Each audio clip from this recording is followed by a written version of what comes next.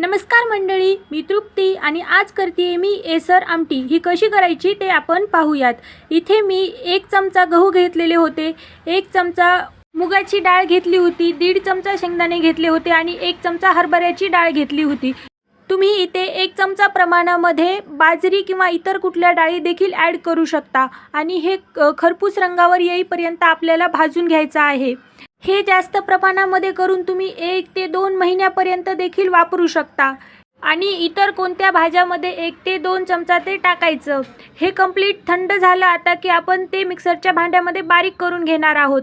त्यानंतर आपण कढई गरम करून घेणार आहोत आणि त्यामध्ये तेल घालणार आहोत 1 पळी। त्यानंतर त्यामध्ये मोहरी घालून घेणार आहोत। मोहरी छान तडतडायला लागली की त्यामध्ये आपण जिरे घालणार आहोत। त्यानंतर लगेचच कढीपत्ता आणि कट करून घेतलेला लसूण ॲड करायचा।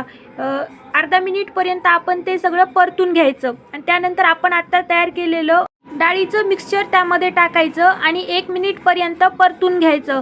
त्यानंतर त्यामध्ये आपण घरामधले बेसिक मसाले ॲड करणार आहोत।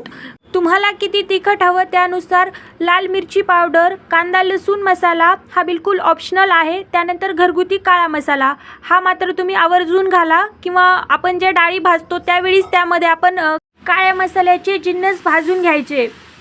आता त्यामध्ये हळद ॲड करायची आणि नंतर पाणी ॲड करायचं। हळद मी इथे उशिरा ॲड केलेली होती। पाणी ॲड केल्याच्या नंतर आपण चवीनुसार त्यामध्ये मीठ घालून घेणार आहोत आणि एकदा छान मिक्स करून घेणार आहोत आणि याला आपण छान दणकून उकळी काढून घेणार आहोत। एकदा उकळी यायला लागली की गॅसची फ्लेम स्लो करून आपण त्याला 5 ते 10 मिनिटपर्यंत उकळी काढून घेणार आहोत। त्यानंतर आपल्या एसर आमटी तयार होते। ही आपण साध्या डाळ खिचडीसोबत खाऊ शकतो। तुम्ही श्रावणामध्ये लसूण खात नसाल तर ते तुम्ही स्किप देखील करू शकता। एसर मसाला कसा करायचा त्याचा एक सविस्तर व्हिडिओ मी लवकरच घेऊन येणार आहे। तुम्हाला ही आमटीची रेसिपी कशी वाटली हे मला नक्की सांगा। तुम्ही आमटी कशा प्रकारे करता हे देखील मला सांगा।